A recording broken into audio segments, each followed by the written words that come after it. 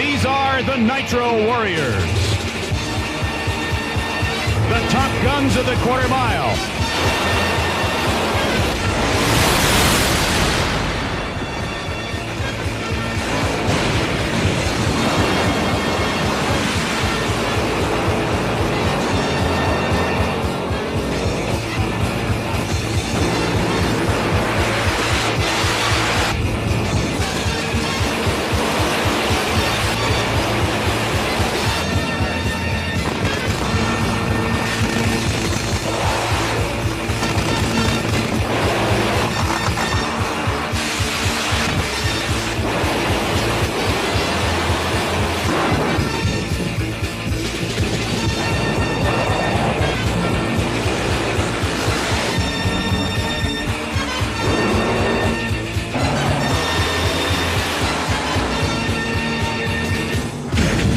The excitement, just the way when the top fuel's going down, the rumble in your chest, just unbelievable.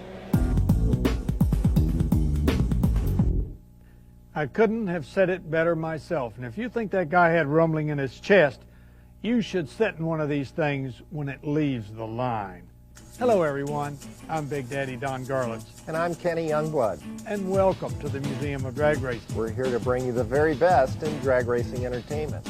And this episode of Nitro Warriors is called The King. And of course, we're talking about top fuel action. In this show, we have your return to Indy. What a blast that was, Kenny. Some of your old friends were there, like Shirley Muldowney, My nemesis, Daryl Gwynn. the Wolf, We'll be seeing the Swamp Rat 34, my finest and latest creation. as well as other cars right here from the Museum of Drag Racing. So we'll be back with the Kings right after this break. Stay tuned.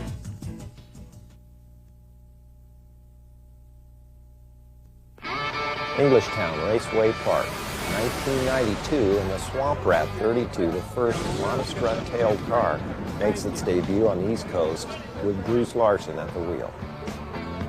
Ready? Big Daddy Don Garlitz is crew chief and gets ready to start the machine. Ready? Ready.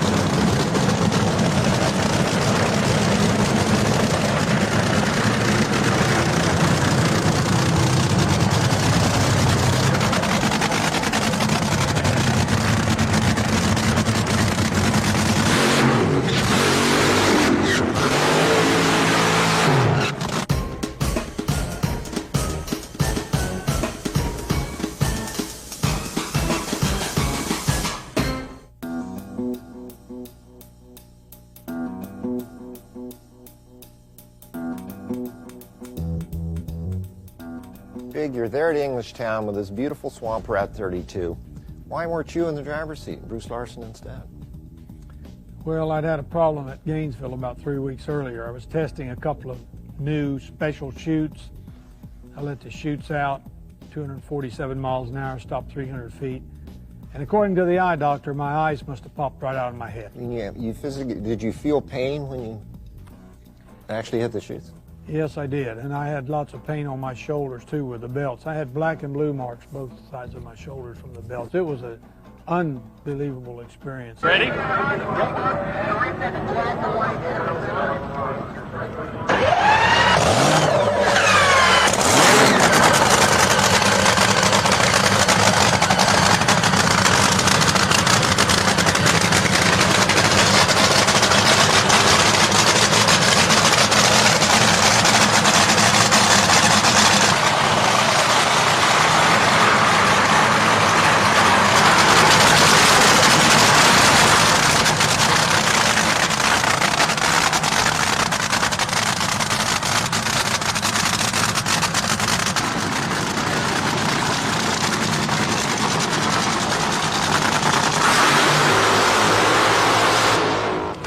is for sure. This is a very innovative car with a single wing strut, a narrow rear end, streamlined front end.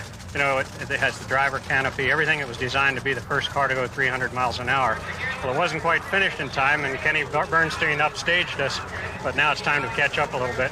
And you know, this car was special, and Larson, it was so funny, he told me, he says, I don't know what's all about driving these Top Fuel cars, what's so tough. He said, this is the easiest thing I've ever done. He said, it doesn't move around in the middle of the race course like the funny car does. I said, the fuel dragsters move around the middle of the course, Bruce. I said, you've just got a nice vertical stabilizer on there, and that's why this car goes so straight.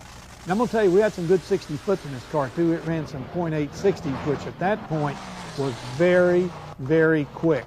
And I credit that to that narrow rear. If you look at the back of this car and compare it with the car sitting here next to it, you will see that this car just looks better. It looks faster. And so usually that's my rule of thumb. If something looks like it's better, it probably is better.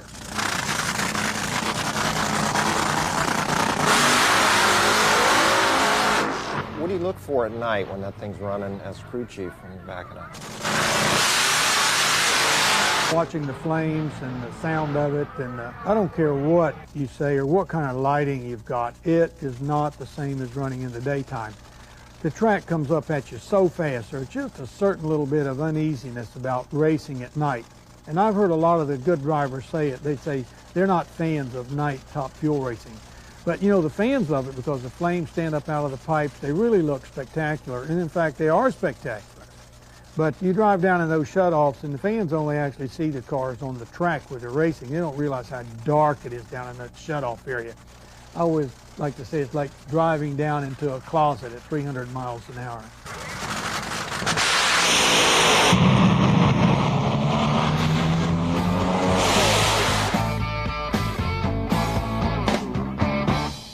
This car that you're looking at is a Streamlined dragster built in the 60s. There was a move in the 60s to see if the streamlining wouldn't increase the performance of these cars.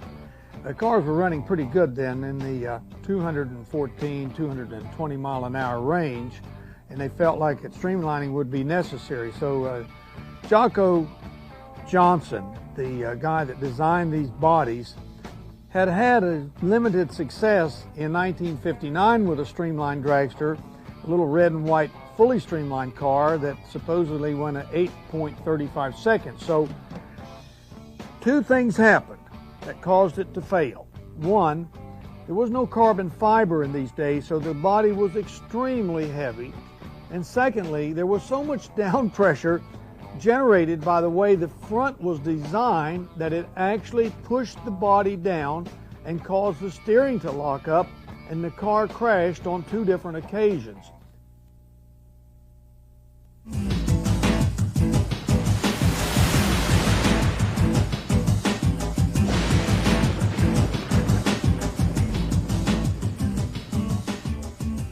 Big, you had a special nickname for Daryl back in the 80s, didn't you? I sure did. Daryl was the wolf. I'm going to tell you, there's never been a more aspiring young drag racer in my book, especially in Top Fuel. Daryl had all the qualities of a world champion. It was just a matter of time before he got it. And I'll tell you, that first year that he came out there and was in competition with me, I had my hands full.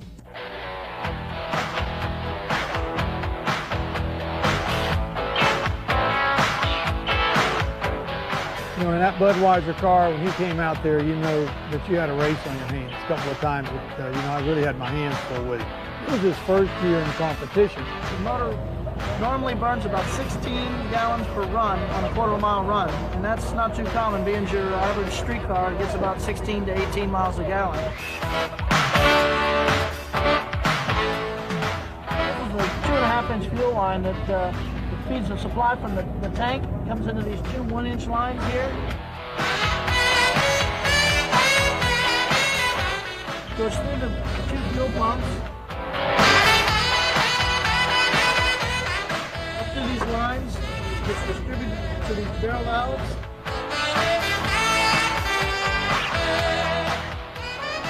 It goes back to the metering valve where it distributes fuel through the injector.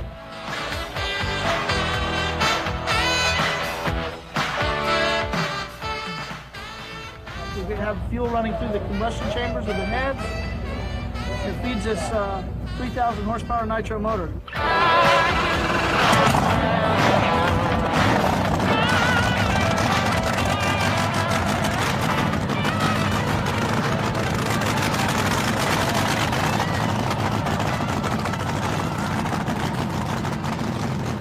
We're looking here, looking there for problems between rounds. You know, these nitro motors aren't too forgiving, and any little mistake, we have a pile of junk here after a run if we're not careful.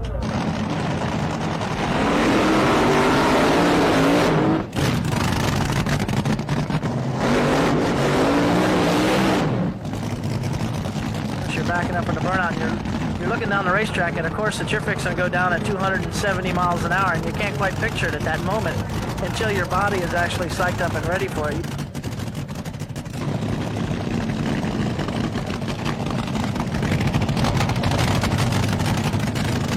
You look down that thing and you really can't picture yourself going down through there until you're actually ready. And that's what all the preparation's about, is getting ready to go 270 or 280 miles an hour.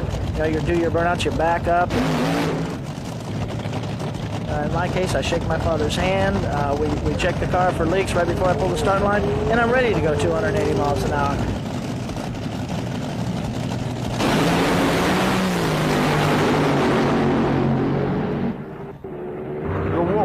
The kid, only 25 years old, finished number 2 in the world last year, and now with a big buck sponsorship, he's loaded for bear and going after the 1987 world title.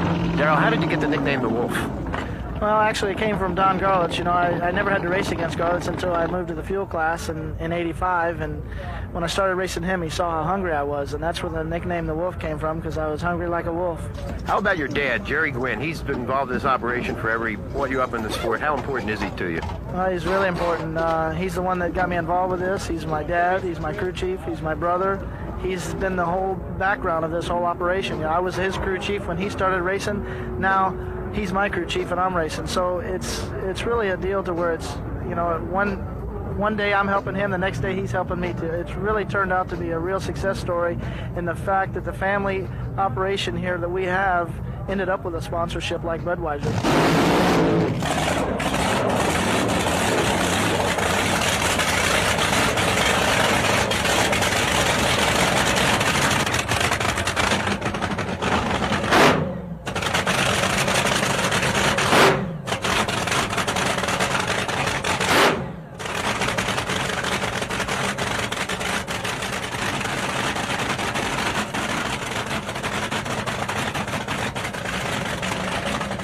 Then he graduated into the Coors Extra Gold car, got good sponsorship. He was on the way, and then tragedy struck Santa Pod, 1990. Terrible, terrible. I couldn't believe when I got the phone call that he'd crashed and was in pretty bad shape.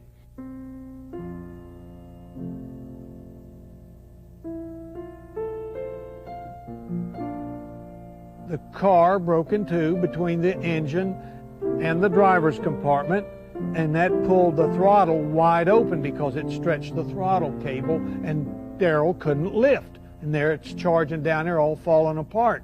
I tell you, it was horrible.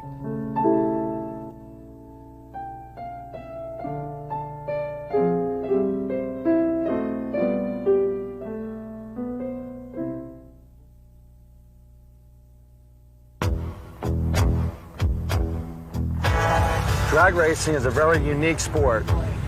A lot happens before we fire the car up in the staging area. There's a lot of mental concentration goes on, a very tense moment because you know you need to go up there and cut your best light possible. You win races at the starting line right at the Christmas tree. So there's a lot of very intense concentration that takes place before you run these dragsters. This Sunoco Ultra Top Fuel dragster is the king of racing.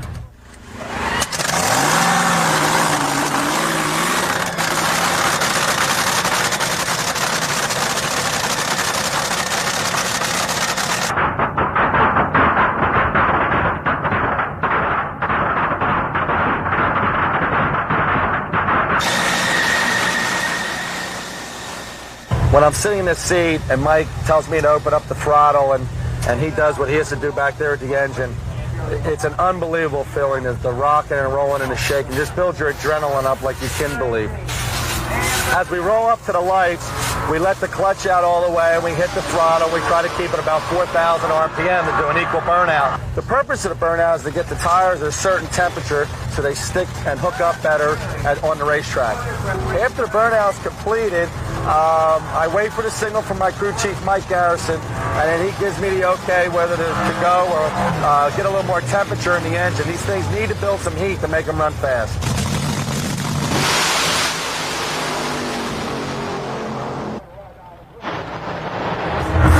The G-force in a top-fuel dragster is right around 4 Gs.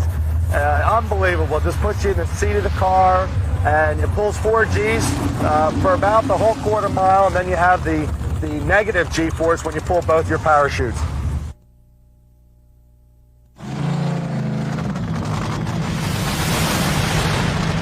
There's quite a dichotomy of Shirley. I mean, on one hand, she's really a very feminine woman when you get to know her, and yet there's this gutsy daredevil side of her almost. Have you seen that?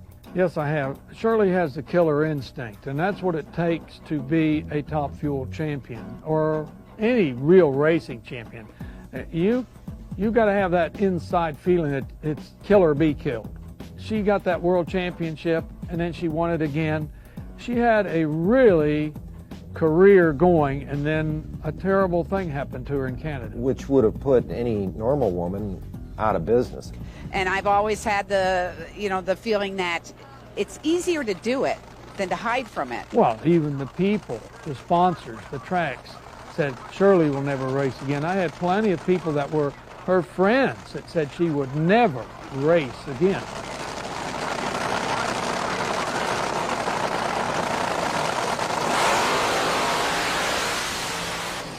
And she had such terrible injuries, who would not believe that? Right, but that wasn't the case, was it? She came back.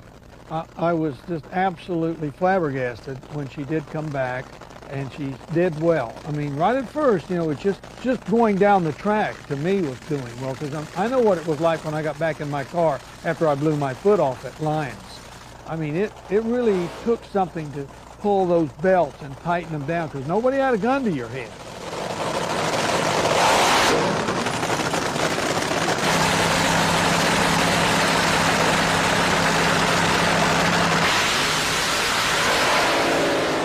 Shirley had to do that, and she had to be thinking about that accident in Canada, end over end over end. It's the thing, that foot will never be right, What's it like when you're sitting in the... I'm okay if I'm sitting down, but I can't spend any time on my feet. The most I do is I'll go to the mall for maybe an hour, or I'll grocery shop, but I can do no more than that. And the races doesn't bother me, because I sit in the truck a lot. I don't walk around the pits hardly ever. But What about that left foot is... How about that killer instinct? Did you lose that for a little bit? No, I want to win as bad as anyone else out here. And I don't know how they refer to it, but I'm pretty intense. And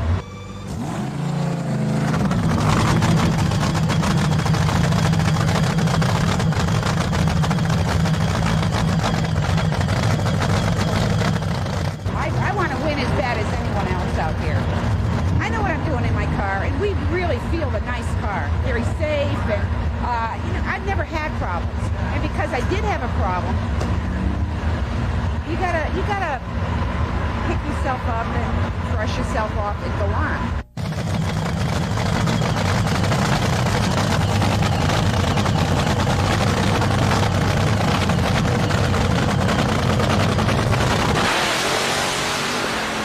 I've never lost my confidence. I know that when I go to the starting line, my people have prepared my car to the best of their ability, and that's certainly good enough for me.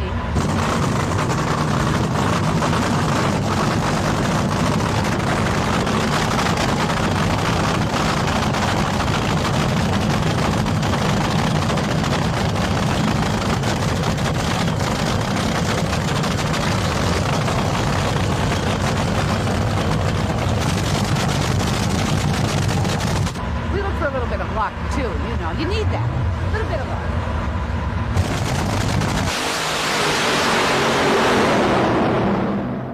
Well, Big, what's the one thing that you could tell people about your feelings toward Shirley Muldowney that nobody would really know?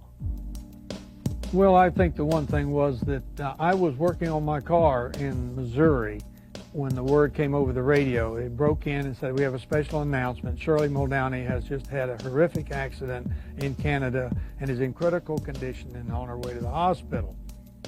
And I just kind of dropped to my knees and said a little prayer, because all of that years and years of animosity and everything just kind of faded away. And all I could think of was for Shirley to be okay and to be able to race again, because I knew that's what she wanted to do. And from my point, I was really sorry about all the nasty things that I had ever said about her all over those years, because funny how all of that just faded away when I got that terrible news. But the good news was she did recover and she did come back to race again.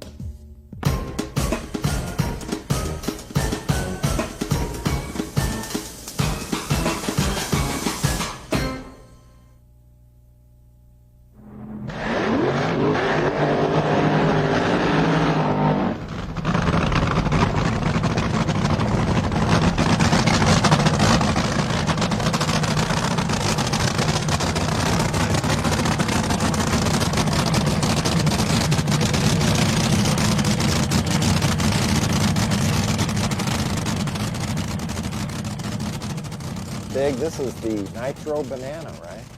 This is it. This is a yellow car that broke a barrier that was just as important in drag racing as the 300. The 5-second barrier. Ran $4.99 at the Texas Motorplex, didn't it? You know, a lot of people didn't think we'd ever get into the 4s. They thought the 5s was going to be it. You know, a lot of barriers have been set like that. But Eddie Hill went out to the Texas Motorplex, 1988, and went $4.99, 288 miles an hour in this car.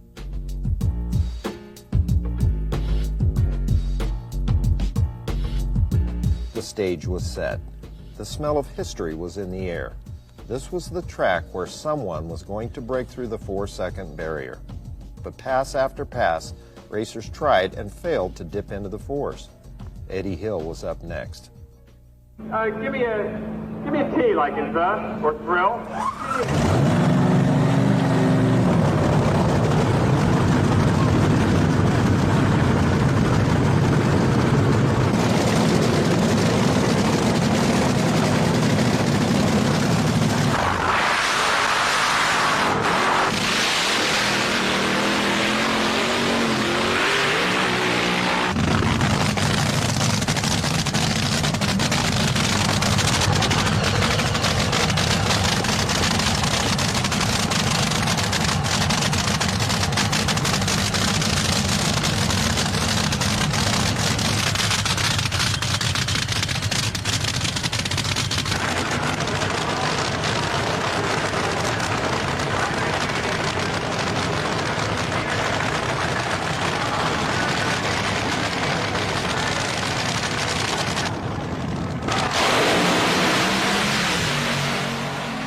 That day, there were some other cars there that could have done it, and nobody quite stepped up, and then Eddie Hill got up there. This thing launched like a rocket, I remember. Yeah, he was way back in line. Remember, they thought that any car down the strip that day was going to do it because they were running 5.0s, you know. And any one of them could have dipped into the 4s, but Eddie Hill was the one, and it placed his name in the history books forever, Eddie the Thrill Hill, because it sure gave everybody a thrill. It's a shame he's not racing now. Yeah, because you know, if he had the money, I'm sure he would be. What do you think he's up to now? Well, we brought him here to the museum, had him stuffed, so he could stand by his 4-second car.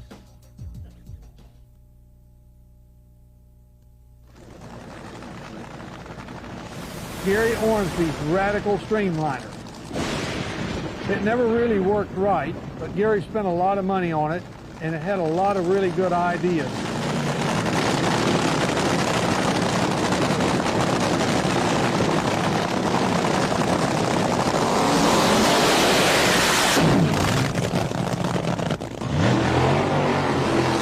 I think one of the big things that was wrong with it, the carbon fiber was too close to the magnetos, and sometimes they would get a short circuit and get a backfire. But Gary worked real hard on it, and he was runner-up to me at the Baton Rouge race in Louisiana in 1986. It did run real good. It wasn't bad.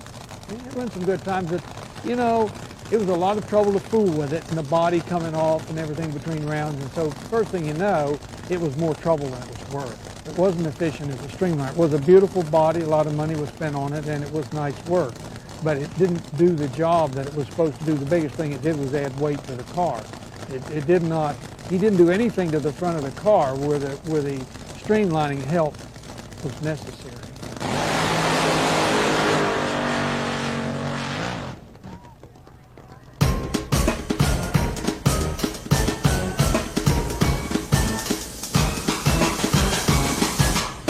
Well, it's got to be exciting to be here in what I call the inner sanctum, or maybe more appropriately, the Area 51 of the Don Gardos Museum, the race shop where resides Swamp Rat 34. Don, this car has to be the culmination of all your years of experience. Tell us about it. Well, Kenny, it is. It's everything I know about Top Fuel racing up to this point. It starts off with the mono wing strut. It's not a mono wing. The wing is the same as everybody else uses. The strut is what's different.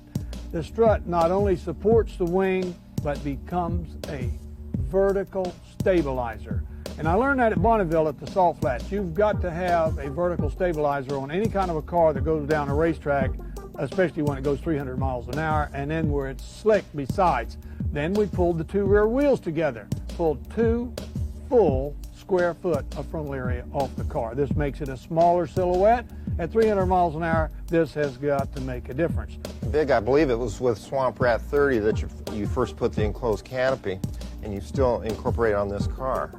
You like that idea? I do. It really gives the driver confidence. You're inside of an enclosed area. It's not open, you know. They bring the cockpit down, you just feel more secure, and then of course nothing can get in there. I'd imagine there's a little streamlining advantage there too, wouldn't there be?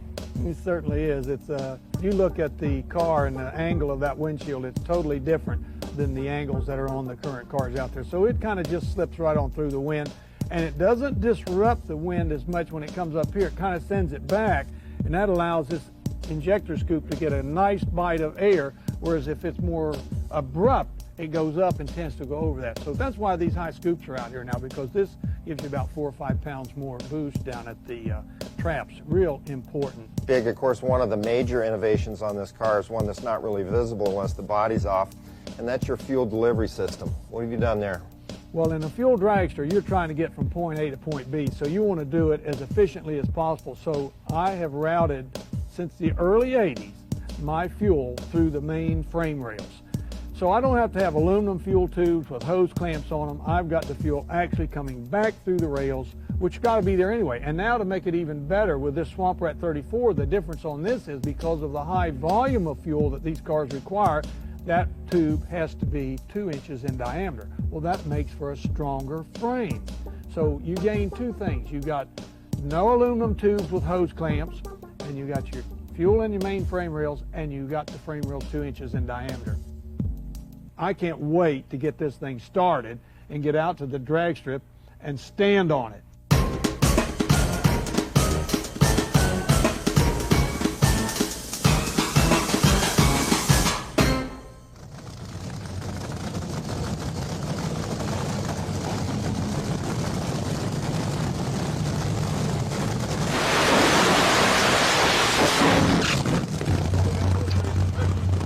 It's just sort of hard to get out of it. It's quite a thrill if you've never done it. And they go fast, which is pretty neat.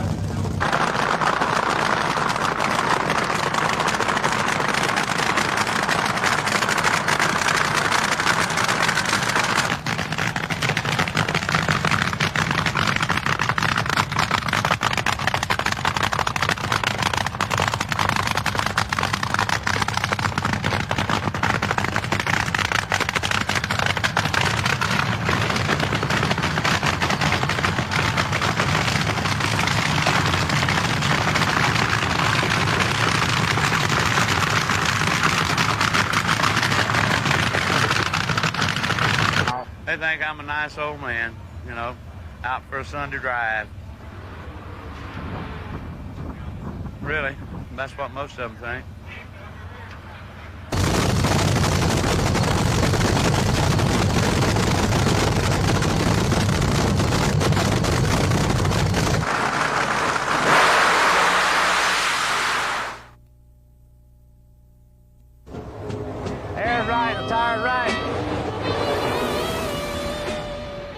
Richard Holcomb ran the IHRA circuit in the 80s with Clayton Harris being the crew chief. Richard tells us about a scary incident that happened while testing a new car at Bradenton. I was there and I saw it. I couldn't believe my eyes when that car flew to pieces after it turned over backwards. Our worst accident happened a couple years ago in December when the car got upside down, caught on fire, and I got a few burns on my hands, my face, and my legs and feet. But my first thought was, is this thing ever going to stop, you know, sliding? And then when I got out of the car, this finger here was bent around to my wrist almost, and I said, damn, I broke my finger again. And I just broke it a year earlier, and it just got where I could use it and broke it again. Well, it's pretty frightening when you're upside down and going backwards and on fire, and you just have to sit there because you're harnessed in the car, and fire will be all around you, and you just got to stand it till the car gets stopped and somebody puts the flames out. Pretty scary ride. We've had motor explosions and fire, but that was the worst that we've ever had, and it was pretty scary. Makes you think once in a while when you get to see one of them. And it made me a little bit better driver, I think. It made me awful careful.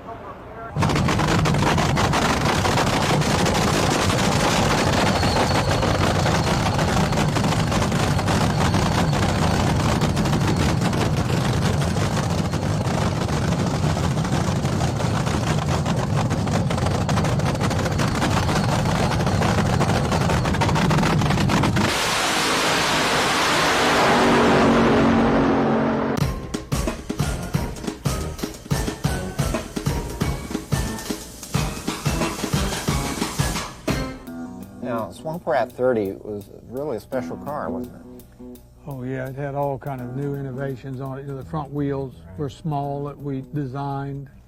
They were enclosed. And then came Englishtown.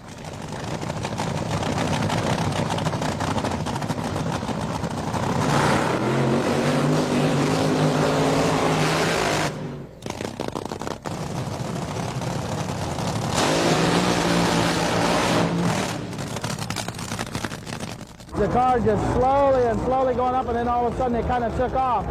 And I saw that whole thing happening because he was on a record pass. He was fixing to reset the national record, and if it wasn't for that wheel stand, he would have. Matter of fact, when he got to about halfway, I got real concerned, and it almost messed my run up because I was so concerned about his condition that I got the chutes out early and spun the car out around the return road, and I was climbing out of the car and heard the grandstands just go nuts when he got out of the car, so I knew it was okay. That was my main concern.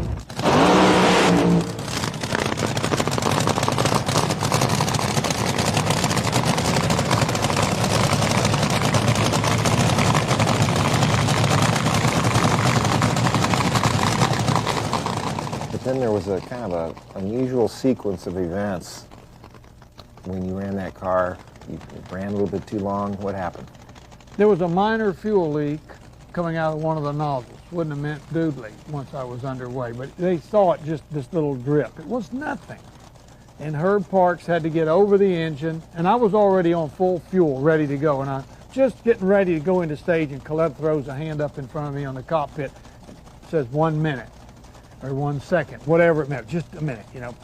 So I stopped. And I should have went to lean, but I didn't know that it was going to take so long. And they just kept footling around. Herb couldn't get it to do anything. He's right over the exhaust pipes. His hat's blowing away. The whole mess is just a mess, you know. Finally, they turned me loose, and I go up the stage, and I must have consumed about 2, maybe 2.5 gallons of my fuel. And the traction was real good that night, wasn't it? Well, I'll tell you, that track was unreal, and it hooked. And, of course, I had all that heat. I mean, this thing was ready to go. I couldn't believe it. All of a sudden, I looked down the track, and there was no track. It was just looking up into the sky. The worst thing is when it got up and I felt it pirouette and I'm going backwards. Well, then it was coming, after it stopped, it's coming back down the track. Of course, I didn't know where I was. There was smoke all around me. The engine's still running. I come out of the smoke, and I could see the starting line. Then I saw this emergency truck really coming at me, and it didn't take a rocket scientist to figure out what was going on. They thought they had a dragster loose, with an unconscious driver possibly headed toward the starting line, and they were going to crash it. Well, they would have hurt me more running into me than I got hurt in the accident. So I quickly turned off the drag strip. Ironically, Daryl Gwynn was your opponent in the other lane. Well, that's one reason I stayed on it so long. I didn't want the Wolf winning even one round.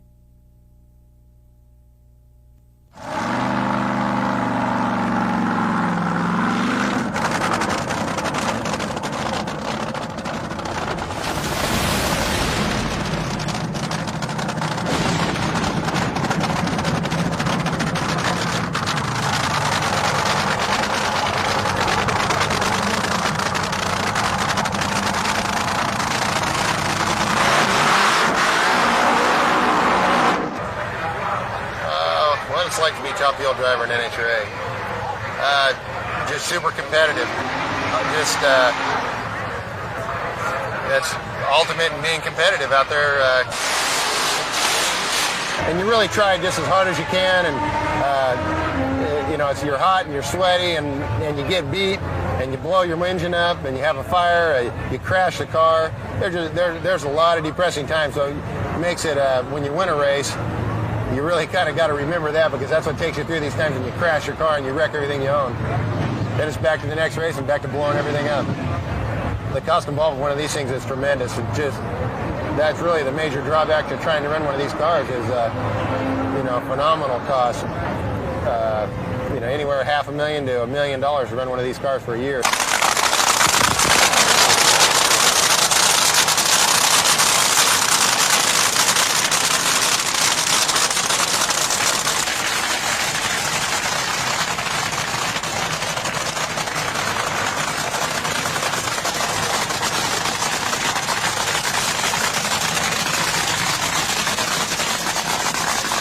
You got to be smart. When it starts getting over your head, you shut it off. That's the biggest thing about driving one of these things, knowing when to shut it off, because if you let it get away from you, you end up getting hurt.